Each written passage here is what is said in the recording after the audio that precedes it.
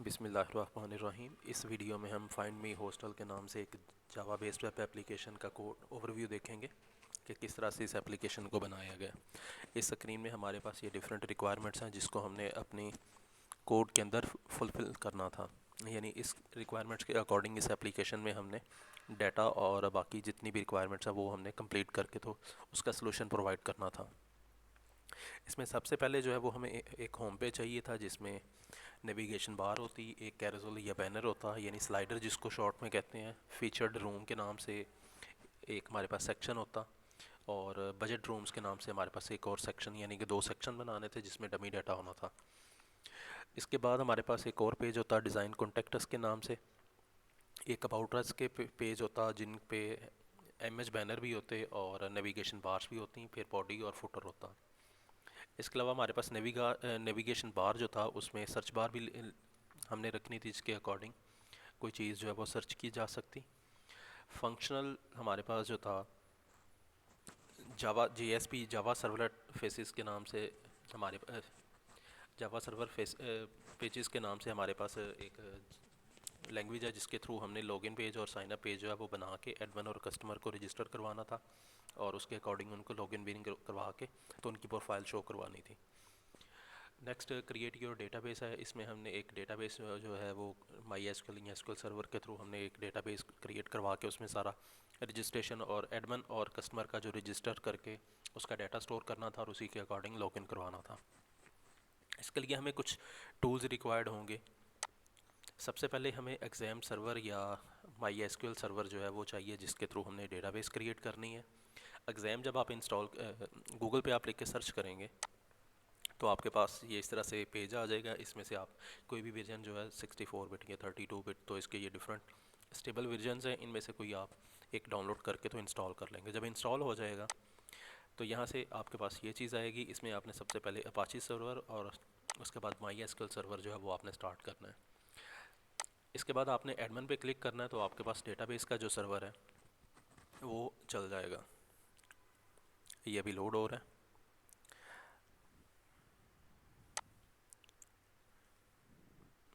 ये find hostel के नाम से मैंने एक डेटाबेस क्रिएट किया जिसमें एक एडमिन का टेबल है और एक यूज़र्स का टेबल है।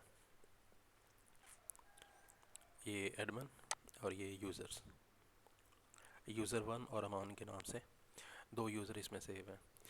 जब आपने इसको एक्सपोर्ट करना, आपने इसको अपने पास प्रोजेक्ट को ओपन करना, तो आपने इसी तरह से एक नई डेटाबेस बनानी है जिसका नाम आप रखेंगे, मेरे पास यहाँ पे जो नेम है वो spring_find_hostel के नाम से है। For example spring_find_hostel। इस तरह से आपने इसको क्रिएट कर लेना। जब आप इसको क्रिएट करेंगे तो आपके पास एक ब्लैंक यानी कि खाली डेटाबेस जो है वो क्रिएट हो जाएगी, उसमें ये टेबल्स नहीं होंगे।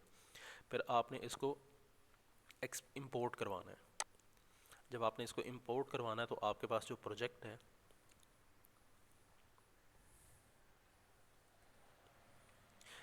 जो है ये मेरे पास पड़ा हुआ है, NetBeans project find me hostel application मैं देख लेता हूँ।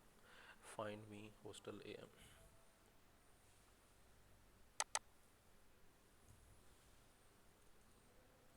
ये DB फाइल इधर पड़ी हुई है। इसको आपने यहाँ से इंपोर्ट करवा देना है। इसको चूज़ फाइल पे जाके तो आपने इसको इंपोर्ट करवा देना।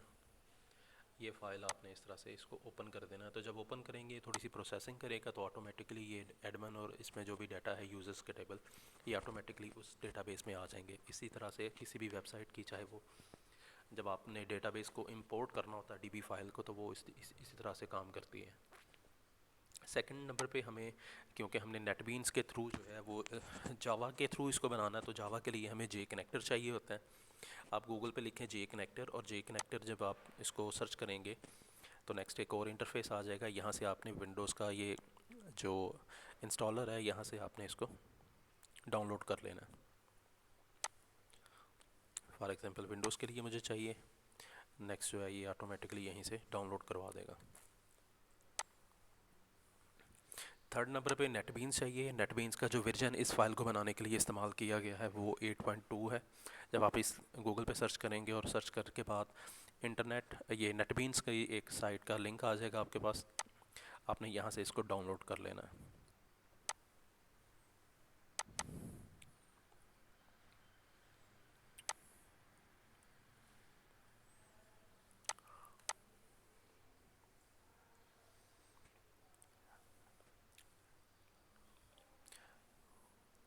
तो यहाँ से इस डाउनलोड के बटन से आप इसको डाउनलोड कर लेंगे। जब आपने इसको इंस्टॉल करना है तो इंस्टॉल करते हुए एक चीज़ याद रखिएगा कि इसका एक तो बेस आईडीई होगा, सेकंड नंबर पे आपने जेडीके जावा एससी और जावा डबल ई, और उसके बाद दो सर्वर जो हैं अपाचे सर्वर और एक और गोल्डफिश के नाम से सर्वर होगा, आपने उन दोनों को इंस्टॉल करना है। जब वो इंस्टॉल हो जाएंगे तो आपके पास आईडी जो है इसने भी इंस्टॉल हो जाना है। इसके लिए आपको जेडीके भी रिक्वायर्ड होगा। सबसे पहले आपने जेडीके 64 बिट का जो है 8 वो आपने इंस्टॉल कर लेना है। इसके बाद जब आपने प्रोजेक्ट क्रिएट करना है, आपने फाइल पे क्लिक करना है, न्यू प्रोजेक्ट पे क्लिक करना है। अगर आपने नया प्रोजेक्ट बनाना हो तो यहाँ से आप जावा वेब पे जाके जावा वेब एप्लीकेशन जो है इसको क्रिएट कर सकते हैं। लेकिन क्योंकि आपने इसको इंपोर्ट करना है, यानी प्रोजेक्ट ऑलरेडी क्रिएट, आपने इसको जस्ट ओपन करना, तो ओपन प्रोजेक्ट। तो जहाँ पे ये प्रोजेक्ट पड़े होंगे वहाँ से आपने इसको अनजिप फाइल, आपको जिप फाइल मिलेगी, आपने उसको एक्सपेंड कर लेना, यानी अनजिप करने के बाद आपने इस फोल्डर को वहाँ पे ओपन कर लेना अगेन। तो जब ओपन होगा तो ये थोड़ी सी लोडिंग होगी, लोडिंग के बाद आपके पास ये इस तरह से डायरेक्टरी जो है वो ओपन हो जाएगी। इसमें ये वेब पेजेस, तो यहाँ पे ये सारे वेब पेजेस जो हैं ये बनाए गए हैं। इसके बाद यूज़र ने जो चीज़ परफॉर्म करनी है, जब वो लॉगिन करेगा तो लॉगिन करने के बाद जो है वो नेक्स्ट एक और इंटरफेस पे जाएगा, तो वो उसके लिए हमने ये डायरेक्टरी मैनेज की हैं, ये इसकी प्री डिफाइंड डायरेक्टरीज़ हैं। इसी तरह से नेक्स्ट जो है वो इसने एडमिन का है, तो एडमिन ने भी लॉगिन करके अपने डैशबोर्ड पे जाना, तो वो उसके अकॉर्डिंग है। अब इसमें जे कनेक्टर जो है, जे कनेक्टर जब आप उसको एक्सपेंड करेंगे तो आपको जिस भी किस्म की आपने डेटाबेस यूज़ करनी होती है या लाइब्रेरी ऐड करनी होती है, तो वहाँ पे उसके अकॉर्डिंग हमें ऐड करना पड़ता है इसको। आप इसको ऐड लाइब्रेरी के थ्रू भी कर सकते हैं और जार फाइल फोल्डर के थ्रू भी कर सकते हैं। फॉर एग्जांपल मैं इसको डायरेक्ट जो है वो जार फाइल दे देता हूँ। मेरे पास ये सारा जो इसका लाइब्रेरीज़ हैं वो पड़ी हुई हैं एज ड्राइव में, डेवलपमेंट टूल्स में, सॉरी यहाँ पे इसको नहीं करना था।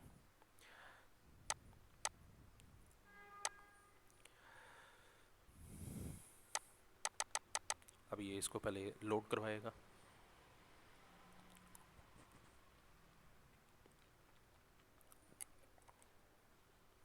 लाइब्रेरीज़ पे ऐड जार फाइल,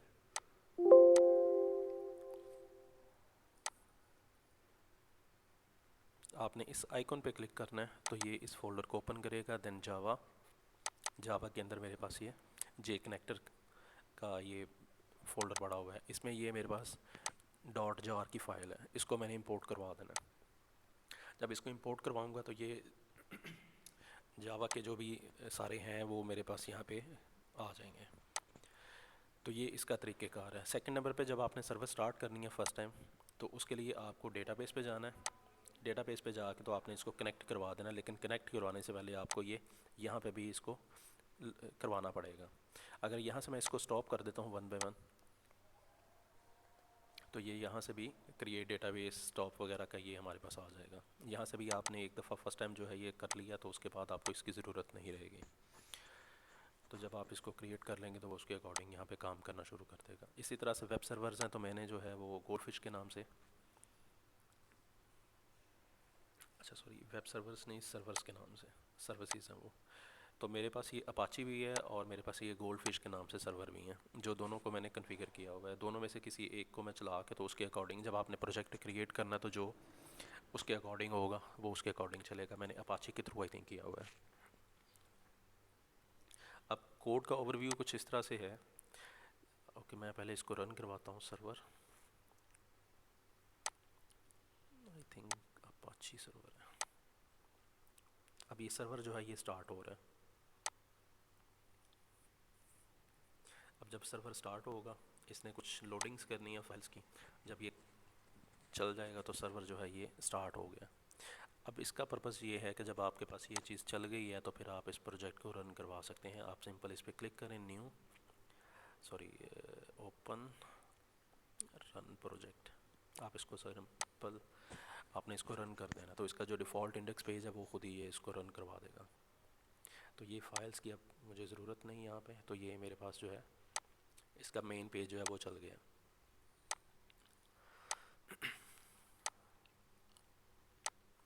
अब ये पिक्चर स्लाइडर के ऊपर navigation bar with search bar, ये फीचर्ड रूम्स, ये इमेजेस वगैरह जो हैं ये क्योंकि डमी डेटा था तो इसके लिए सारा कुछ जो है वो फ्रंट एंड जो है इसका बूटस्ट्रैप की मदद से बनाया गया। बूटस्ट्रैप यूज़ करने के लिए और उसके कंपोनेंट्स को स्टडी करने के लिए बूट स्ट्रैप लिख के आप सर्च करें तो 5.1 जो है ये बूटस्ट्रैप का वर्जन यूज़ किया गया। आप इसको ओपन कर लें। इसमें इमेजेस कैसे लगाई हैं, नेविगेशंस कैसे हैं, वो सारे के सारे ऑटोमेटिकली यहाँ पे आ जाते हैं। सबसे पहले हमें इंट्रोडक्शन में जाके ये CSS के और JS के 2 लिंक्स जो हैं ये ऐड करने पड़ते हैं, या आप इसमें ये स्टार्टर टेम्पलेट है जो कि मैं यूज़ करता हूँ, इसको मैंने कॉपी करके पेस्ट कर लेना, एक स्टार्टर पेज बना लेना। और इसमें फिर ये हेलो जहाँ पे लिखा हुआ है इस लाइन को रिप्लेस करके तो फिर इसमें मैं ग्रिड और बाकी सारी चीज़ें जो हैं वो यहाँ से करना शुरू कर देता हूँ। इसी तरह से इसमें डिफरेंट और ऑप्शंस हैं। इसमें डिफरेंट जो कलर्स यूज़ होने हैं उसके लिए प्री डिफाइंड कलर्स अवेलेबल हैं, ये उन कलर्स की क्लासेस होती हैं। इसी तरह से हमारे पास कंटेंट, इसमें ये टाइपोग्राफी, इमेजेस, टेबल्स, अगर इसमें जो नेक्स्ट में टेबल्स वगैरह यूज़ होंगे वो यहाँ से इसी के अकॉर्डिंग मैंने यूज़ किए हैं। इसमें फॉर्म यूज़ हुआ है तो फॉर्म के लिए यहाँ से फॉर्म का कोड वगैरह जो है यहाँ से मिल जाता है कि फॉर्म इस तरह से ये फॉर्म है, कॉपी यहाँ से कर ली है, या जो लाइन रिक्वायर्ड है यहाँ से देख के उसके अकॉर्डिंग MB3 है फॉर एग्जांपल, तो ये 2 लाइंस में स्पेस देती है 2 इनपुट फील्ड्स में, तो ये इस तरह से इनको किया जाता है। इसमें फिर डिफरेंट कंपोनेंट्स हैं, अलर्ट्स वगैरह यूज़ हुए हैं, तो इसमें ये अलर्ट होता है इस तरह से। इसी तरह से इसमें बटन्स यूज़ हुए हैं, तो बटन की क्लास है, आप सिंपली बटन लिखें, बटन के ऊपर आपने लिखना है क्लास, और क्लास के ऊपर आपने BTN लगा देना है तो वो बटन क्लास आ जाएगी। प्राइमरी लिख दिया BTN, तो ये बटन मेन क्लास है। मेन क्लास के बाद आप इसको कलर देने के लिए BTN प्राइमरी लिखें तो ब्लू में आ जाएगा, सेकेंडरी लिखें तो ये सेकेंडरी का ये कलर है। क्योंकि मैंने मोस्टली इसमें सक्सेस यूज़ की है तो वो उस वजह से जो है हमारे पास ये इस तरह से ग्रीन कलर में आ रहा है। अब ये इमेजेस हैं, ये स्लाइडर है, कैरोसल इसको बोलते हैं। इसको ऐड करने के लिए सिंपल मैंने यहाँ पे इसमें कैरोसल की ऑप्शन है, डिफरेंट टाइप के कैरोसल्स हैं, तो कैरोसल के ये डिफरेंट इधर इन्होंने टेम्पलेट्स दिए हुए हैं। मैंने जो है वो ये वाला यूज़ किया इंडिकेटर के साथ। सिंपली इसको कोड को कॉपी करेंगे, उसको वहाँ पे पेस्ट करके तो उसके अकॉर्डिंग इसकी एडजस्टमेंट करके जहाँ पे ये 3 डॉट्स हैं वो यहाँ पे इमेज का कोड दे देंगे तो वो कैरोसल चलना शुरू हो जाएगा। इसके बाद ये एक कार्ड है, कार्ड को बनाने के लिए सिंपल उसमें हमारे पास कार्ड का एक ऑप्शन होती है, तो डिफरेंट टाइप के हमें कार्ड मिल जाते हैं। उसके बाद हम इसको अपनी मर्ज़ी से एडिट कर सकते हैं। कार्ड जो है वो बेसिकली डिव पे ही लगता है। सबसे पहले कार्ड, कार्ड के बाद आपने इसको इमेज वगैरह लगाना है तो कार्ड इमेज टॉप लगता है। इसके बाद इस पे कार्ड बॉडी है, कार्ड हेडर है, कार्ड फोटो है, तो वो उसके अकॉर्डिंग डिफरेंट टाइप के कार्ड जो हैं वो हमें अवेलेबल होते हैं। फॉर एग्जांपल ये है तो ये कार्ड हेडर लगाया है तो कार्ड हेडर का भी डिव पे ही लगता है। डिव एक हमारे पास मेन कंटेनर होता है, ये HTML के लिए है तो वो आप W3 स्कूल से HTML लिखें और वहाँ से आप सर्च कर सकते हैं HTML को।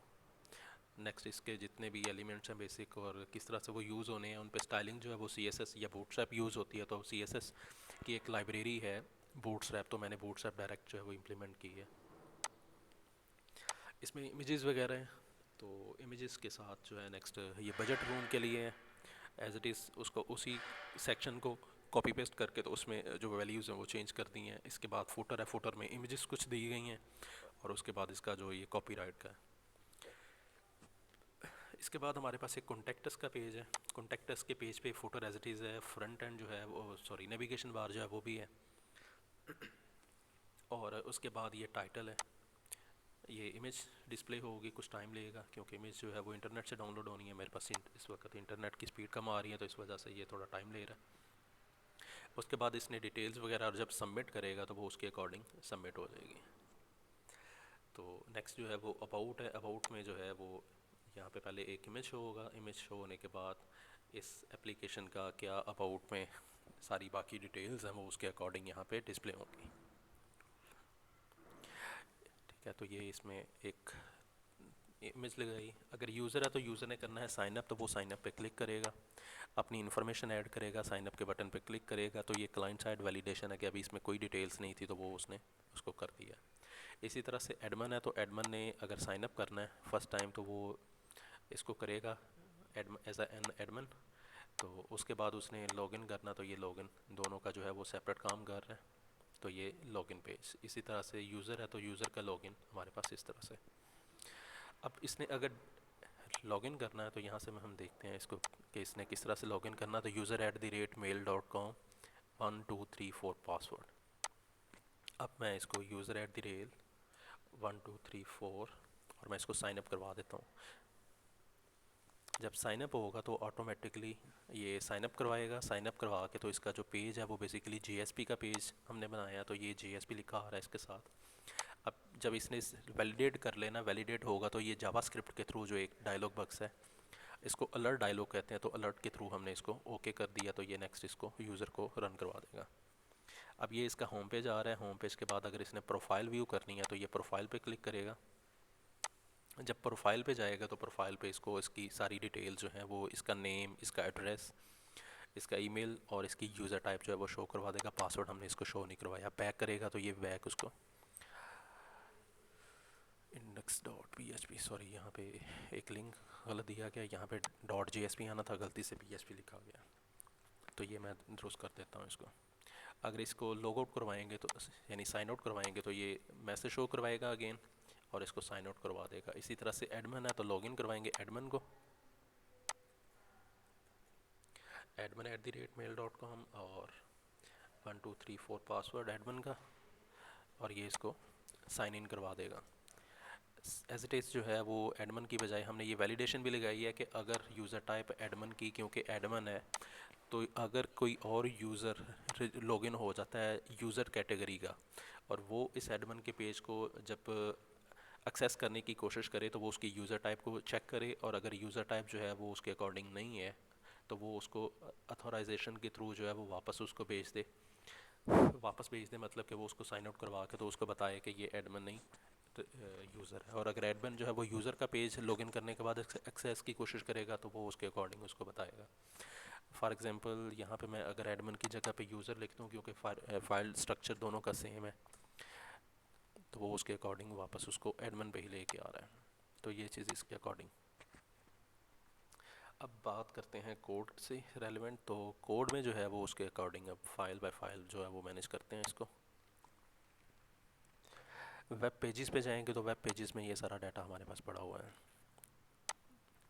अब जब आपने एप्लीकेशन पे काम करना होता है तो डिफरेंट स्ट्रेटजीज़ जो हैं वो इम्प्लीमेंट होती हैं, यानी कि आप डिफरेंट मेथड से वो चीज़ को परफॉर्म करने की कोशिश करते हैं।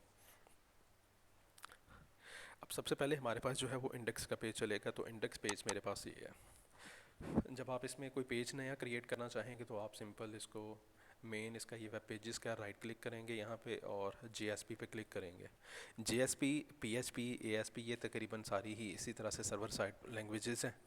इन पे जब आपने जो पेज जिस लैंग्वेज में या जिस टेक्नोलॉजी पे बनाना होता तो उसका पेज की एक्सटेंशन उस टेक्नोलॉजी के अकॉर्डिंग काम आप कर रहे होते हैं। फॉर एग्जांपल आपने PHP में काम करना था .php आती है, अगर आपने ASP पे काम करना है तो PHP आएगी, ASP आएगा, पाइथन में काम करना .py आएगा। इस तरह से और भी लैंग्वेजेस हैं जिनकी एक्सटेंशन उसके अकॉर्डिंग हमें ऐड करनी होती हैं। तो JSP के लिए हमें JSP चाहिए।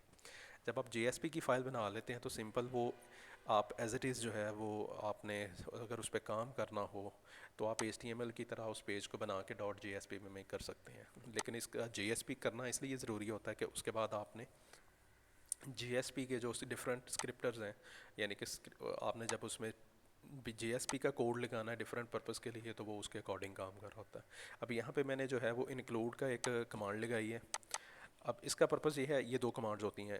अगर तो आपने सिंपल PHP JSP के साथ काम कर रहे हैं, JSP का कुछ लिखना है तो उसके दो से तीन सेलेक्टर्स होते हैं जिनके थ्रू आपने परफॉर्म करना होता है। ये आपके पास सिंपल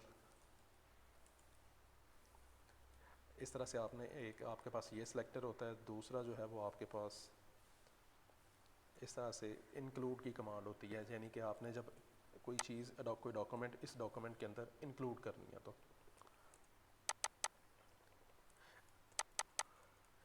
अब यहाँ पे मैंने मेंशन किया हुआ है कि नेविगेशन बार जो है ये मैंने इसको इंक्लूड किया है, यानी कि मैंने एक सेपरेट फाइल बनाई है INC के अंदर नेविगेशन बार की।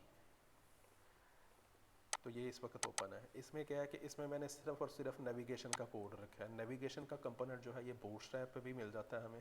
यहाँ पे आप आएँ, यहाँ पे डिफरेंट कंपोनेंट्स हैं, आप इनको स्टडी करें कि कौन कौन से कंपोनेंट्स किस तरह से अपीयरेंस जो है वो करते हैं, उनका बैकएंड कोड जो है वो इस तरह से इसमें लिखा जाता है। यहाँ पे है नेविगेशन बार का। नेविगेशन बार मैंने यहाँ से कोड जो है वो इसको देख के बनाया है। तो ये इसमें डिफरेंट टाइप के लिंक्स हैं। तो यहाँ से मैंने जो है इसकी यहाँ पे जो LG है, expand LG navigation bar light, तो अगर मैं इसको डार्क कर दूँ तो वो डार्क हो जाएगा, बैकग्राउंड चेंज करूँगा तो बैकग्राउंड चेंज हो जाएगा। अब आप गौर करें कि यहाँ पे मैंने जो है वो नेविगेशन बार डार्क रखा हुआ है। जब मैं इसको डार्क करूँगा तो ऑटोमेटिकली मेरे पास ये कलर जो है ना ये उसके अकॉर्डिंग चेंज हो जाएंगे। अगर मैं इसको लाइट करूँगा तो ये जो टेक्स्ट कलर आ रहा है मेरे पास, ये बेसिकली साइन आउट का पेज काम कर रहा है इस वक्त। ओके, यहाँ पे वाइट कलर में आ रहा है, तो वाइट कलर जब हमने तब हमें बाय डिफ़ॉल्ट मिलता है जब हमने इसको चेंज करके लाइट की, अगर तो हमने इसको लाइट किया तो इसमें ये ग्रे और ब्लैक शेड और ब्लैक कलर में आएंगे। अगर हमने इसको डार्क कर दिया तो हमारे पास ये फाउंट्स जो कलर है ये हमारे पास वाइट हो जाएगा। आगे इसका बैकग्राउंड कलर जो है वो मैंने सक्सेस किया तो ऑटोमेटिकली इसके सक्सेस कलर क्लास के अकॉर्डिंग यहाँ पे इसने ग्रीन कर दिया। अगर इसको प्राइमरी कर दूँ तो वो प्राइमरी जो है वो उसके अकॉर्डिंग चेंज हो जाएगा। अगर मैंने इसको सेव किया तो ऑटोमेटिकली ये रेंडर होगा और अपना कलर जो है ये प्राइमरी क्लास के अकॉर्डिंग ब्लू में चला जाएगा। ये ब्लू में हो गया। तो ये इस तरह से सेम टाइम पे हमें जो है सारा काम मिल रहा होता है। तो इस कंपोनेंट को इस तरह से स्टडी किया जाता है बूटस्ट्रैप के साथ। ओके, नेक्स्ट जो है हमारे पास कैरोसोल है। तो कैरोसोल के लिए मैंने क्या किया, मैंने एक क्लास बनाई, एक और JSP का पेज बनाया है कैरोसोल का। अगर मैं कंट्रोल क्लिक कर दूं, ये इन INC का फोल्डर है, यानी कि INC मतलब होता है हमारे पास वेब में इंक्लूड, आपने कोई फाइल्स करनी है तो इंक्लूड या INC का फोल्डर बना के आप उसको मैनेज कर लेते हैं। डायरेक्टरी मैनेजमेंट इसको करते हैं। इसमें अब सारा जो काम है वो है कैरोसोल का। कैरोसोल को 3 इमेजेस थी, अगर मैं इस पर क्लिक करूँ तो इसके जो बैकग्राउंड पे इमेज लगी हुई है ये उसके अकॉर्डिंग उसको ओपन कर देगा। ठीक है, ये इमेज पहली है हमारे पास, इसके बाद सेकंड इमेज है, इसके बाद थर्ड इमेज है। अगर इस लिंक को मैं कॉपी कर लूँ कि मैंने इस पर कौन सा जो है वो यूज़ किया हुआ है, कॉपी करके मैं इसको ओपन करता हूँ किसी न्यू टैब में, तो ये उस पाथ के अकॉर्डिंग जो है ये इसको लोड करवा देगा। ये वाली इमेज थी फर्स्ट, तो वो उसके अकॉर्डिंग, तो ये फर्स्ट वाली इमेज जो है वो उसके अकॉर्डिंग उसने शो करवा दी है। ये इमेज थी हमारे पास। इसी तरह से बाकी इमेजेस भी एज इट इज़ हैं। तो ये कैरोसोल है। कैरोसोल के बाद जो है वो हमारे पास थर्ड पेज है फीचर्स रूम के नाम से। इस पे भी एज इट इज़ जो है वो एक कंटेनर बनाया है। कंटेनर के अंदर एक रो है, यानी कि ये ग्रिड सिस्टम यूज़ हुआ है। अब ग्रिड सिस्टम किस तरह से काम करता है उसके लिए आप लेआउट पे आएँ, यहाँ पे ग्रिड है। ग्रिड में कॉलम्स को किस तरह से मैनेज किया जाता है, रोज़ में किस तरह से मैनेज किया जाता है, वो सारा मेंशन होगा। अब इसमें ग्रिड सिस्टम ये है कि आपने, ये इसका स्ट्रक्चर है कि इस तरह से आपने स्ट्रक्चर बनाना होता है। सबसे पहले आपने कंटेनर के नाम से डिव की एक डिव को क्लास देनी है, उसके बाद आपने उसमें रो की क्लास देनी है, यानी कि ये कंटेनर हमारे पास। इसके बाद ये हमारे पास फर्स्ट का रो, तो फर्स्ट रो, ये रो में जो हमारा ये पूरी की पूरी एक रो मिल जाती है। इसके अंदर आपने जितने कॉलम्स बनाने हैं उतने आप कॉलम्स बनाएंगे, तो वो उसके अकॉर्डिंग ये यहाँ पे ऑटोमेटिकली जो है ये हमें मिल जाएंगे कॉलम। तो जितने भी कॉलम बनाएंगे वो उसके अकॉर्डिंग बाय डिफ़ॉल्ट ही हमारे पास आ जाता है कॉलम। अब ये क्यों बनाया जाता है, आपने जब एक पूरी स्क्रीन विड्थ को लेफ़्ट टू राइट जो है ये सारी की सारी विड्थ को यूज़ करना होता है, तो आप उसको बनाने के लिए सबसे पहले एक कंटेनर लगाते हैं। तो वो एक स्पेसिफिक एरिया जो है वो आपने उसके अंदर जो कंटेंट रखा होगा या जो आप उसको विड्थ हाइट देंगे उसके अकॉर्डिंग वो आपको एक्सेस हो जाएगा कंटेनर करने के साथ। नेक्स्ट आपने जितने कॉलम्स बनाने हैं तो वो कॉलम्स का पर्पज़ ये होता है कि लेफ़्ट टू राइट जो भी कंटेंट आपने शो करवाना है वो आपके पास 12 यानी स्क्रीन साइज़ जो भी है हमारे पास उसको 12 कॉलम्स में डिवाइड करें। अभी क्योंकि ये 3 कॉलम्स हैं तो 3 कॉलम्स के अकॉर्डिंग जो है ये 3 कॉलम्स जो है शो हो रहे हैं। अब अगर हमने इसको ज़्यादा चेक करना है तो ये किस तरह से वर्किंग करेगा। तो यहाँ पे ये 3 कॉलम्स आ रहे हैं अभी, ठीक है। 3 कॉलम्स हमारे पास हैं यहाँ पे, ये कंटेनर, कंटेनर के अंदर रो, रो के अंदर कॉलम। अब मैं यहाँ से इसको एडिट करने की ट्राई करता हूँ। अच्छा, कॉलम यहाँ से इसको एडिट करना है। अब ये मेरे पास 2 कॉलम्स थे, मैंने एक और कॉलम ऐड कर दिया। इसी तरह से डिफरेंट कॉलम्स जो हैं वो हम ऐड करेंगे तो वो उसके अकॉर्डिंग जो है ये, अगर हम इसको मैनुअली करेंगे तो ये ऑटोमेटिकली जो है ये कॉलम्स हमारे पास इंक्रीज़ होते जाएंगे। अभी क्योंकि इसमें उसके अकॉर्डिंग ये कॉलम्स जो हैं ये इंक्रीज़ हो गए हैं। पहले 3 कॉलम्स थे, 3 हमने ऐड किए तो ये टोटल जो है वो पूरी स्क्रीन साइज़, क्योंकि इसको यहाँ से यहाँ तक मिल रहा है, इस बॉर्डर से इस बॉर्डर तक, तो ये ऑटोमेटिकली उनको 6 कॉलम्स में इसने डिवाइड कर दिया, क्योंकि हमने 6 कॉलम्स जो थे वो वहाँ से कोड चेंज करके बनाए हैं। तो ये ग्रिड सिस्टम इस तरह से काम कर रहा होता है। अब इसमें हमने ये इमेजेस लगाई हैं।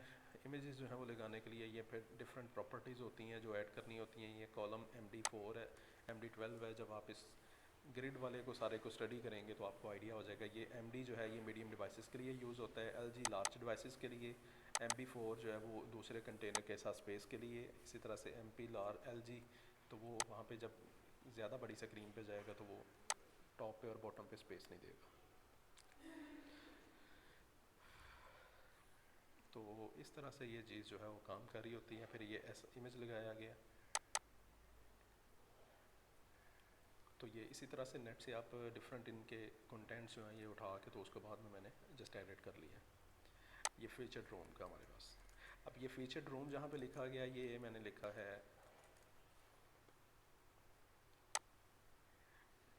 कार्ड लगाया, कॉलम के अंदर कार्ड, कार्ड को कार्ड हेडर के थ्रू और टेक्स्ट जो है वो सेंटर कर दिया है। कार्ड हेडर करेंगे तो ऑटोमेटिकली थोड़ा सा ब्राउन में आ जाएगा, सॉरी लाइट ग्रे में आ जाएगा।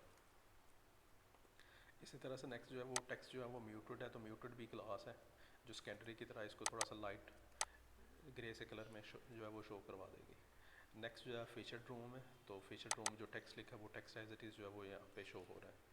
इसी तरह से बाकी इसकी सारी जो है वो सेटिंग्स और कुछ बैकग्राउंड कलर्स, ये बैकग्राउंड कलर जो आ रहा है यहाँ पे डबल ई में ये ग्रे में आ रहा है हमारे पास। फिर ये जो है कोड एज इट इज़ इस तरह से उठाया, उसको इमेजेस दे दी नेट से उठा के, तो उसने उसके अकॉर्डिंग इसको कर दिया। आप गूगल पे जस्ट लिखें card bootstrap card templates,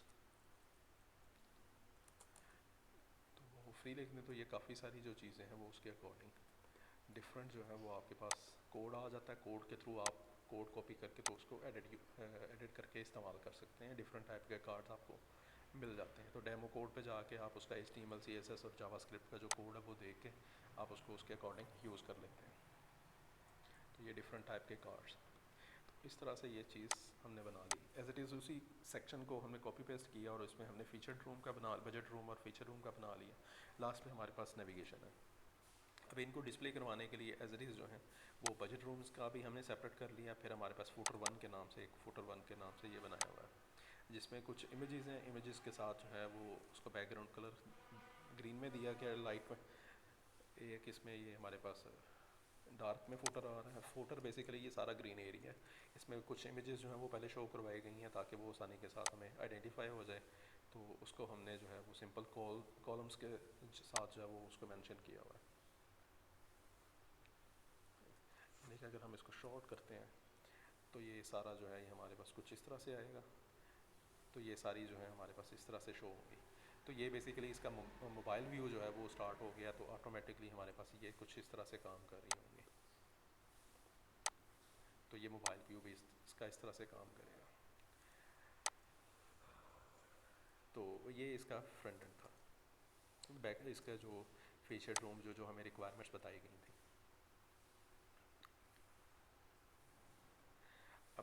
navigation के बाद जब ये साइन इन पेज पे आएगा, सबसे पहले तो साइन अप करवाएगा एडमिन को, तो एडमिन का साइन अप पेज कुछ इस तरह से विजिबल होगा। अब यहाँ पे नेविगेशन जो है वो हम क्योंकि बार बार हमें यूज़ करना, तो हम उसको इसलिए इंक्लूड के फोल्डर में उसको सेपरेट हमने कर लिया नेविगेशन बार को, यानी कि जहाँ पे भी इसको इस्तेमाल करना है हमने एक दफ़ा इसको साइन कर लिया, उसके बाद हम सिर्फ उसको इंक्लूड करवाएंगे तो वो उसके अकॉर्डिंग इसको इंक्लूड कर देगा, उस पेज का हिस्सा बना देगा। अब उसके बाद हमने एक फ्रंट एंड फाइल बनाई, यानी हमें ग्रिड यूज़ करना था तो कंटेनर बनाया, कंटेनर के अंदर रो,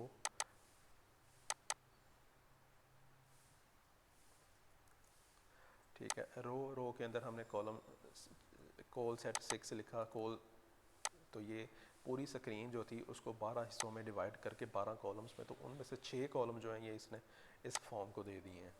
अब उसके बाद ऑफसेट 3 है, तो ऑफसेट 3 का मतलब है कि जब 6 का ये हो जाए तो इसका ऑफसेट 3, तो इसके स्टार्ट पे जो है वो 3 कॉलम्स की स्पेस दे दे, और राइट साइड पे हमने कोई चीज़ नहीं दी, लेकिन जब इसने इसको शो करवाने के लिए बाय डिफ़ॉल्ट यहाँ पे लेके आना है ऑफसेट 3 करेंगे तो वो ऑटोमेटिकली लेफ़्ट साइड पे, क्योंकि स्क्रीन जो है वो सारी की सारी लेफ़्ट साइड से ही मैनेज हो रही होती है, तो लेफ़्ट साइड से उसने 3 कॉलम्स की स्पेस दी तो ऑटोमेटिकली जो है वो राइट पे जाएगा, यानी कि ये इस वक्त इस स्क्रीन का ये सेंटर में 6 है, तो दोनों तरफ जो उसके अकॉर्डिंग कंटेनर जो है वो शो होंगे। लेकिन अगर हम इसको यहाँ पे कोल एमडी वगैरह कोल डैश एमडी डैश कर दें तो वो उसके अकॉर्डिंग इसकी प्रॉपर्टीज़ चेंज हो जाती हैं। अगर मैं इसको 8 कर दूँ तो वो कॉलम्स जो हैं वो ऑटोमेटिकली 8 हो गए हैं। अब 6 और 8 जो है वो उसके अकॉर्डिंग 11 हो जाएंगे, तो वो लेफ़्ट साइड पे जो है उसके अकॉर्डिंग मार्जिन दे के तो उसको राइट पे ले गया, तो ये 6 में आ गया। अब जब इसने ये सारी चीज़ कर लेनी है तो हमने साइन अप पेज बनाया, हमने सेंटर में जो कॉर्ड बॉडी है उस पर हमने एक फॉर्म मेथड बनाया, फॉर्म मेथड जो है फॉर्म एक बनाया है, उसका फॉर्म मेथड बाय डिफ़ॉल्ट होता है, हमने उसको पोस्ट किया कि इसका डेटा जब जाए तो हिडन होके जाए। अब उसके अकॉर्डिंग नेक्स्ट जो है वो चेकअप, यानी इस पेज को इसने डाटा भेजना है, एक्शन में हमने डिफ़ाइन करना होता है कि इस पेज का डाटा कौन सा पेज हैंडल करेगा, या सर्वर पेज, उसको आप प्रोसेसिंग पेज भी कह सकते हैं, फॉर्म हैंडलिंग पेज भी कह सकते हैं। तो इसका नेम जो है वो हमने रखा है माई फॉर्म के नाम से, तो इसको जब डेटा भेजेंगे तो उसके अकॉर्डिंग हमने इसको मैनेज करना है। अब सबसे पहले जो है वो हमने एक इनपुट फील्ड बनाई है, इनपुट फील्ड, इसकी हमने टाइप बताई कि ये टेक्स्ट है। नेक्स्ट जो है वो हमने इसको बताया कि इस पे प्लेस होल्डर क्या हो, और हमने ये इसको बताया कि ये क्लास इसकी क्या हो, फॉर्म कंट्रोल। जब हम इसको फॉर्म कंट्रोल को अगर रिमूव कर दें तो ये बाय डिफ़ॉल्ट जो है ये इस तरह से होता है, लेकिन जब इसकी स्टाइलिंग करेंगे तो वो क्लास इंप्लीमेंट होने के जितना भी उसको जगह जितनी भी स्पेस मिल रही होगी वो ऑटोमेटिकली उसकी विड्थ उसके अकॉर्डिंग ले जाएगा। इस तरह से नेक्स्ट जो है वो नेक्स्ट हमने इसको इंटर नेम कर दिया, यानी कि प्लेस होल्डर इसके अंदर जो शो हो रहा है इंटर नेम, जैसे हम कोई चीज़ लिखेंगे तो वो हाइड हो जाएगा, तो ये प्लेस होल्डर होता है। नेक्स्ट प्लेस होल्डर है हमारे पास। इसके बाद हमने रिक्वायर्ड लगाया है, रिक्वायर्ड जो है ये क्लाइंट साइड वैलिडेशन होती है, HTML के थ्रू हम इसको डिफ़ाइन कर रहे होते हैं, यानी कि अगर इसमें कोई भी डेटा एम्प्टी नहीं है, इसकी टेक्स्ट टाइप के अकॉर्डिंग, टाइप जो भी है ईमेल है, डेट है, ईमेल पासवर्ड, इस तरह से कोई भी है तो वो उसके अकॉर्डिंग अगर उसको नहीं मिलेगा तो वो उसको एरर जनरेट करवाएगा। अगर मैं इसको साइन अप पे क्लिक करूँ तो वो एरर जनरेट करवा रहा है। यहाँ पर भी मैंने लिख दिया तो नेक्स्ट वो एड्रेस शो करवा रहा है, इसको भी लिख दिया तो नेक्स्ट ये ईमेल शो करवा रहा है। मैं अगर सिंपल इसको ईमेल ही लिख दूँ तो वो बताएगा कि यहाँ पे टाइप क्योंकि ईमेल है तो ईमेल के अंदर @ भी आती है, तो मैं यहाँ पे @ लिख दिया, इसको फिर सबमिट करवाऊँगा तब वो कहेगा कि डॉट इसमें नहीं है। तो इस तरह से ये चीज़ काम कर रही होती है वैलिडेशन। ये इनपुट फील्ड्स बनाई, फील्ड इसके बाद एक बटन बनाया, बटन जो है वो उसका नाम जो है वो लिख दिया, उसकी टाइप जो है वो सबमिट रख दी। तो जब इसको साइन अप करना है तो ये साइन अप के साथ ये शो करवाए, इसको ये साइन अप यहाँ पे शो करवा रहा है। जब इसका डेटा जो है वो लिख के समझ इसको सबमिट करेंगे तो वो फॉर्म के अंदर जो फॉर्म के हेडर के अंदर हमने पेज बताया था एक्शन वाला, ये पेज इसको डेटा भेजे। अब इस पेज पे सबसे पहले तो हमने जो जावा की लाइब्रेरी ऐड करवाई थी जे कनेक्टर के नाम से, जो एसक्यूएल का कनेक्टर होगा, ये उसके अकॉर्डिंग इसको हमने इंपोर्ट करवा लिया सारे के सारे को। अब इसके बाद हमने ये चेक करना है कि हमें जो पेज मिला है वो बेसिकली पैरामीटर क्या है, यानी एक्शन के थ्रू हमने पेज डिफ़ाइन किया था, तो वो उसके अकॉर्डिंग हमने इसको फाइंड आउट किया कि फॉर्म की सबमिशन जो हुई है वो उसके अकॉर्डिंग किस तरह से हुई है। अब ये चेक किया कि एक्शन हमें क्या चीज़ मिल रही है, उसके अकॉर्डिंग हमने इसको नेक्स्ट वेरीफाई करना है। अब साइनअप के अकॉर्डिंग हमें पेज है, हमने ये चेक किया कि एक्शन के अकॉर्डिंग जो चीज़ सबमिट हुई है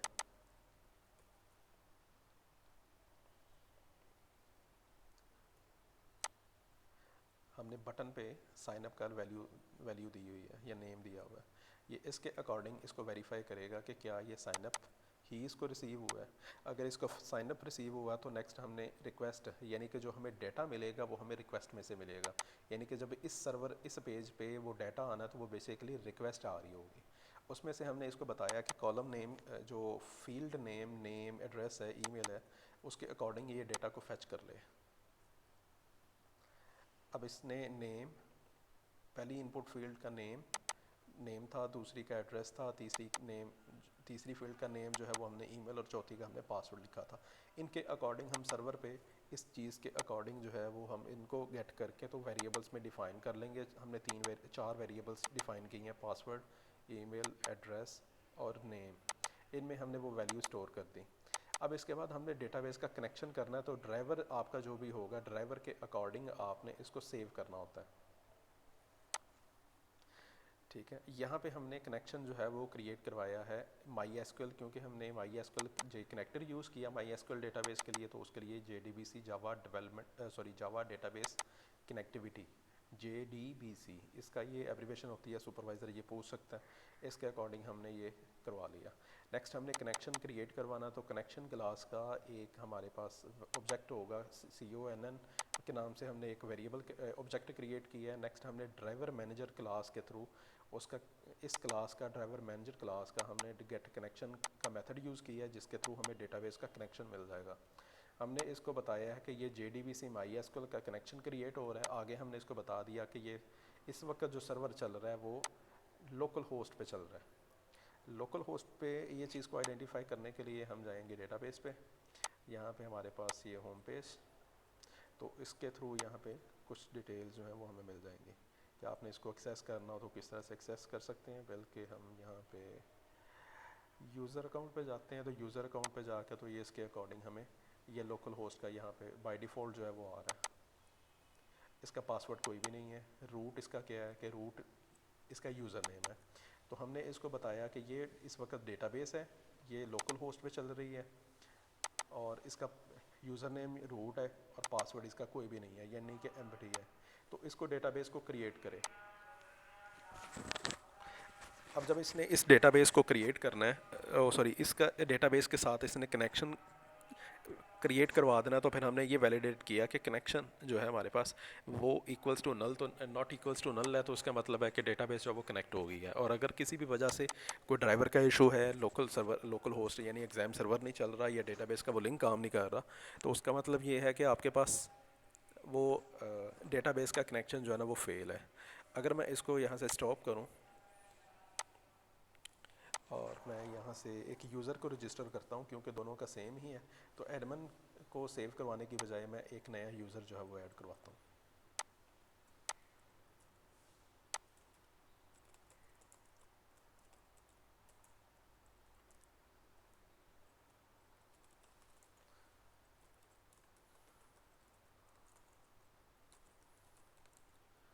पासवर्ड 1234। अब मैंने क्योंकि डेटाबेस जो है वो ऑफ़ की हुई है, इसने उसको रिक्वेस्ट भेजी और उसने बता दिया कि ये एरर आ रहा है, यानी सर्वर जो है उसको नहीं मिला। ड्राइवर जो है वो रीचेबल नहीं है। अब मैं इसको वापस डेटाबेस को रन करवाता हूँ।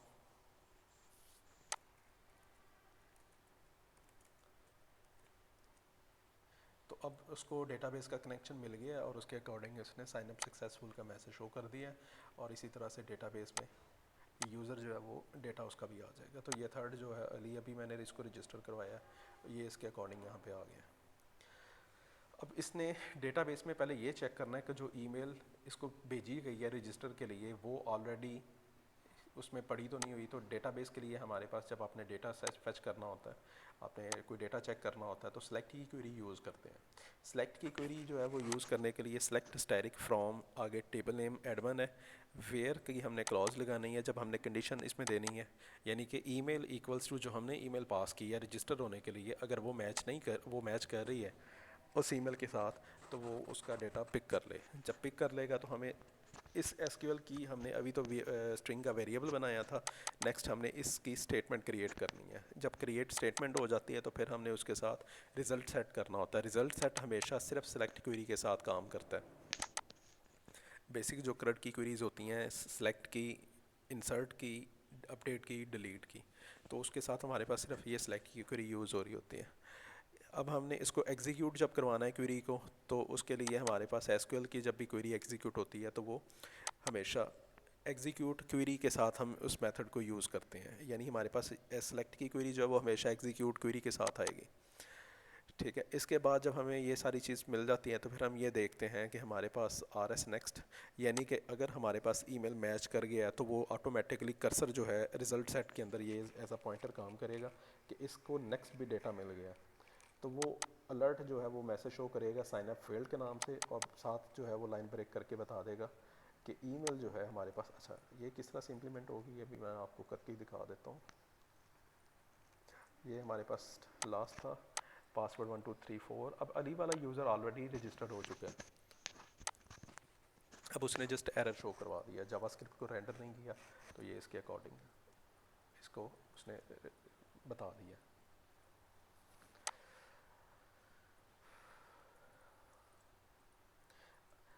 तो अगर ये चीज़ जो है उसको नहीं कोई भी मिला ईमेल का, तो फिर वो क्या करेगा कि एक प्रीपेड स्टेटमेंट जो है, ये सेकंड अप्रोच होती है जब आपने कोई भी डेटा डिलीट करना होता है, कोई डेटा सेव करना होता है या अपडेट करना होता है एग्जिस्टिंग डेटा को, तो उसके लिए आप स्टेटमेंट भी क्रिएट कर सकते हैं, लेकिन बेस्ट अप्रोच ये होती है कि प्रीपेड स्टेटमेंट की जो स्टेटमेंट है ना वो आप क्रिएट करें बजाय सिंपल स्टेटमेंट के।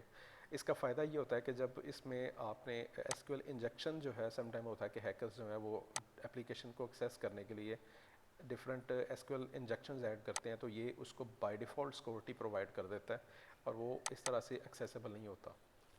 तो इसमें क्या है कि स्टेटमेंट जो है ये आपने क्योंकि पहला column, second column, third column, fourth column, जितने आपने यहाँ पे कॉलम मेंशन किए हैं जिन जिन में डाटा जाना है, फिर आपने क्वेश्चन मार्क के अकॉर्डिंग ये बताना है कि यहाँ पे ये पैरामीटर्स होंगे। तो पैरामीटर्स को इनिशलाइज करने के लिए आपने उसी प्रीपेड स्टेटमेंट का जो स्टेटमेंट STMT प्रोजेक्ट एक ऑब्जेक्ट है, उसमें आपने पहले बताना है कि डेटा टाइप क्या है। नेम की डेटा टाइप है स्ट्रिंग, फॉर एग्जांपल यहाँ पे फ़ोन होता तो फ़ोन की होती स्ट्रिंग। अगर उसमें कोई 1 2 3 कोई डिजिट है, कोई एज है, तो फिर आपने सेट इंटीजर करना था, सेट इंट। तो उसका फिर आपने बताना है कि इसकी एग्जिस्टिंग प्लेस कौन सी है, 1 2 3 और 4। तो इसके अकॉर्डिंग आपने इसको बता दिया। जब ये चीज़ कंप्लीट हो गई तो फिर आपने इसको एग्जीक्यूट करवा देना। जब इसको एग्जीक्यूट करवाया तो इसके साथ इसने जितनी स्टेटमेंट्स को डेटाबेस में सेव करना है, उसी के अकॉर्डिंग यहाँ पे इसने इसको रिज़ल्ट मिला के स्टोर कर देना है। अब अगर तो रिज़ल्ट जो है उसने डेटाबेस में कोई डेटा स्टोर करवा दिया है, तो ऑटोमेटिकली जो है वो उसके साथ वो ग्रेटर दैन ज़ीरो हो जाएगा। तो ये मैसेज हो जाएगा कि अलर्ट, यानी कि एडमिन जो है वो साइन अप सक्सेसफुल कर चुका है। और उसके बाद window dot location dot replace, ये जावास्क्रिप्ट में एक पेज से दूसरे पेज में रीडायरेक्शन के लिए जो है वो यूज़ होता है। इसमें हमने बता दिया कि ये अब sign in dash admin dot GSP पे चला जाए, तो ये उस पेज पे मूव करवा के ले जाएगा। इसी तरह से नेक्स्ट जो है वो हमारे पास अगर कोई एरर आ जाता है डेटाबेस में, रजिस्टर टाइम पे कोई क्वेरी का एरर है या कोई भी किसी भी तरह से कोई एरर आया है, साइन अप फेल्ड के साथ वो वापस साइन अप एडमिन पे उसको ले जाता है। इसी तरह से हमारे पास नेक्स्ट जो है वो यूज़र हमारे पास है साइन अप यूज़र का, साइन अप का पेज है। तो साइन अप का पेज जो है वो हमने यूज़ किया है यूज़र के लिए, तो वो एज इट इज़ उसी के साथ वो काम कर रहा होगा। अब इसमें ये यूज़र्स में कर रहा है, यहाँ पे आपने फाइल डायरेक्टरी को आपने ये फाइल नेम जो है वो ध्यान से याद रखना है। साइन इन जो है वो एडमिन के लिए है, यूज़र के लिए है, और साइन अप चेक, ये साइन इन के साथ जो हमारे पास पेज आ रहा है वो एडमिन के लिए और यूज़र का यूज़र के लिए होगा। यानी कि अगर हम यहाँ पे इसको करवा रहे हैं साइन इन का पेज है तो ये यूज़र का है, अगर हमने लिखा हुआ है साइन इन एडमिन तो वो एडमिन का पेज होगा। तो ये इस तरह से पेजेस जो है मैं वर्किंग इसकी जो डायरेक्टरी सेट की है वो करवाई है।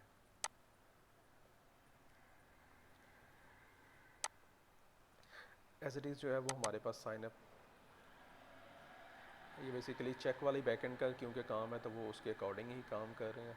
इसी तरह से जब इसने साइन इन करना है तो साइन अप का पेज जो है वो क्या करेगा, एज इट इज़ इंफॉर्मेशन वो पहले डेटाबेस की जो फाइल्स हैं उस पैकेज को इंपोर्ट किया। इंपोर्ट करवाने के बाद हमने एक्शन डिफ़ाइन करवाया, एक्शन को हमने चेक किया कि वो साइन अप का है, साइन अप का है तो नेक्स्ट हमने ये प्रोसीड करवाया डेटाबेस में, उसमें सारे फॉर्म जो डेटा रिसीव हुआ रिक्वेस्ट में से फेच करवा लिए। फिर हमने ट्राई कैच एक्सेप्शन हैंडलिंग का ये कंसेप्ट है, इस पर 3 ब्लॉक्स होते हैं, ट्राई, कैच और कैच के बाद फाइनली ब्लॉक। फाइनली ब्लॉक एक ऐसा ब्लॉक होता है जो लाजमी एग्जीक्यूट होता है। ट्राई में हम वो कोड रखते हैं जो रन टाइम पे कोई एरर जनरेट कर सकता है, यानी कि कनेक्शन अगर नहीं मिला तो वो एरर जनरेट करेगा, तो फिर एक्सेप्शन के थ्रू वो उसको हैंडल कर लेगा, गेट मैसेज के थ्रू वो मैसेज प्रिंट करवा देता है। अब इसको जब ये सारी चीज़ें मिलेंगी तो एज इट इज़ इसने पहले यूज़र्स के टेबल में वो ईमेल की एग्जिस्टेंस चेक करनी है। अगर वो ईमेल एग्जिस्ट कर रही है तो फिर वो क्या करेगा, तो ऑटोमेटिकली उसको मैसेज शो करवाएगा। मैसेज शो करवाने के बाद जो है अगर वो एग्जिस्ट नहीं कर रही तो फिर वो यूज़र्स के टेबल के अंदर उसका नेम, पासवर्ड, ईमेल और एड्रेस जो है वो स्टोर करवा देगा और उसको मूव करवा के ले जाएगा नेक्स्ट साइन इन के पेज पे, साइन इन के पेज पे ये एरर आएगा, और अगर एरर नहीं आया तो वो साइन इन के .jsp के पेज पे ले जाएगा। और साइन इन का जो पेज है वो कुछ इस तरह से काम करेगा। ये एज इट इज़ अब इसको जो है वो साइन इन के साथ हमने चेक करना है, यानी कि ये हमारे पास साइन इन का पेज है। इसको हमने बताया कि ये नेम इसका एक्शन है और वैल्यू जो है इसकी, वैल्यू इसकी साइन इन है। अब सबसे पहले हमने ये आइडेंटिफाई करवाया कि ये एक्शन हमें मिल किस तरह से रहा है, साइन इन JSP। अब ये चेक के नाम से जो फाइल बनी हुई है ये सारी की सारी बैकएंड प्रोसेस की हैं। सबसे पहले हमने पैरामीटर जो है वो चेक किया एक्शन का, तो एक्शन जो है मिला, तो फिर उसके अकॉर्डिंग हमने देखा कि उसकी एक्शन की वैल्यू क्या है। अगर वो साइन इन है तो उसका मतलब है कि ये लॉगिन पेज है। अगर लॉगिन पेज है तो फिर हमने ईमेल और पासवर्ड गेट कर लिए रिक्वेस्ट गेट पैरामीटर के साथ। और जब ये हमने गेट कर लिए फिर हमने डेटाबेस का लोड करवाया, ड्राइवर डेटाबेस कनेक्शन करवाई। उसके बाद हमने ये वेरीफाई किया कि डेटाबेस जो है वो कनेक्टेड हो गई है कि नहीं। अगर कनेक्टेड हो गई है तो कोई मैसेज शो नहीं करना, तो इसलिए इसको कमेंट कर दिया। अगर नहीं, वो कोई एरर आ रहा तो वो उसके अकॉर्डिंग एरर डिस्प्ले करेगा। अब यहाँ से हमने ईमेल और जिस भी यूज़र की ईमेल वेयर के साथ हमने 2 कंडीशंस लगाई हैं, एंड ऑपरेटर, यानी कि दोनों कंडीशंस अगर ट्रू हैं तो वो उसके साथ फिर डेटा सिर्फ जो है वो उठाएगा।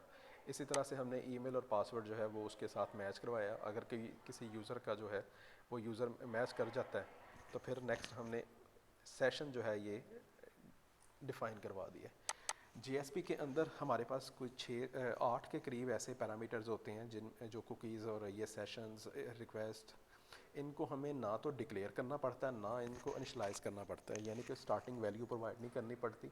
इसको इम्प्लिसिट इनिशलाइजेशन कहते हैं। ये खुद ही डिक्लेयर हो के मेमोरी जो है वो कर लेते हैं, ऑक्यूपाई कर लेते हैं। अब हमने इनमें सिर्फ वैल्यू स्टोर करवाई कि सेट एट्रीब्यूट के साथ ये हमने एक सेशन गई एट्रीब्यूट रखा है, और नेक्स्ट उसकी हमने वैल्यू यह बताई है कि यूज़र की जिसने इसको एक्सेस किया है यानी लॉगिन किया है उसकी आईडी, उसका जो यूज़र नेम है यानी कि उसका फुल नेम वो, नेक्स्ट हमने यूज़र ईमेल, और यूज़र ईमेल जो है वो हमने यहाँ पे इसको बता दिया। ना तो हमें पासवर्ड की ज़रूरत है ना उसके एड्रेस की ज़रूरत है, वो कॉलम नेम के अकॉर्डिंग हमने छोड़ दिया है। पहला कॉलम है तो 1, सेकंड कॉलम नेम का था तो उसके अकॉर्डिंग हमने उसको करवा दिया। फॉर एग्जांपल ये फर्स्ट वाला कॉलम, ये 1, कॉलम 2, कॉलम 3 की ज़रूरत नहीं थी, 4 की ज़रूरत थी, हमने 4 उठा लिया। 5 की ज़रूरत नहीं थी, 6 की ज़रूरत थी, वो हमने उठा लिया, यानी यूज़र टाइप का। तो ये इस तरह से हमने इसको एक्सेस करवाया। नेक्स्ट इसने जो मूव करवा के लेके जाना है वो हमें लेके जाना है इंडेक्स, यूज़र इंडेक्स पे। तो यूज़र के अंदर जो है वो इंडेक्स का पेज रेंडर हो। यहाँ पे क्या है कि सबसे पहले उसने सेशन ईमेल जो है वो गेट करवाई है। अगर वो एम्प्टी है तो वो उसके अकॉर्डिंग काम करे। तो ये सिर्फ उसने, अगर वो एक्सेप्शन जनरेट करवाता है तो वो ऑटोमेटिकली, अगर उसको कोई सेशन का ये वेरिएबल नहीं मिलता तो फिर एरर जनरेट करवाएगा और वो उसको कहेगा कि लॉगिन रिक्वायर्ड है, और वापस उसको लेके जाएगा साइन इन के पेज पे। इसी तरह से नेक्स्ट ये सारा प्रोसीड करवाया, इसमें नेविगेशन ऐड करवाई है। तो नेविगेशन, ये आईएनसी के अंदर जो नेविगेशन थी वो मेन की थी, यहाँ पे यूज़र के अंदर नेविगेशन बार जो है वो इससे सेपरेट है। तो यहाँ पे हमने जो भी सेशन के अंदर यूज़र नेम स्टोर किया हुआ है उसके थ्रू हमने इसको गेट करवा के प्रिंट करवाया। आउट डॉट प्रिंट लाइन का जो मेथड है इसके थ्रू हम कोई भी लाइन जो है वो प्रिंट करवा सकते हैं आउटपुट पे।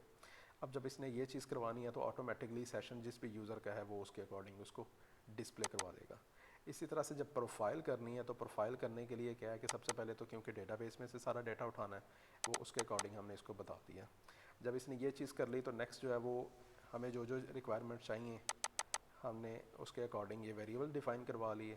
फिर हमने डेटाबेस का जो सेशन है, सेशन में से यूज़र ईमेल उठाई, उसको हमने वेरीफाई करवाया। अब यूज़र को हमने डेटा ये नेविगेशन बार भी इंपोर्ट कर ली। फिर हमने यहाँ पे क्योंकि डेटाबेस में से कनेक्शन उठाना तो डेटाबेस का कनेक्शन बनाया, उसके बाद कनेक्शन क्रिएट करवाया। कनेक्शन क्रिएट करवाने के बाद जहाँ पे ईमेल हमें मैच करे वहाँ से वो यूज़र्स के टेबल में से यूज़र का डाटा जो है वो उठा के तो इन वेरिएबल्स में स्टोर करवा दिया।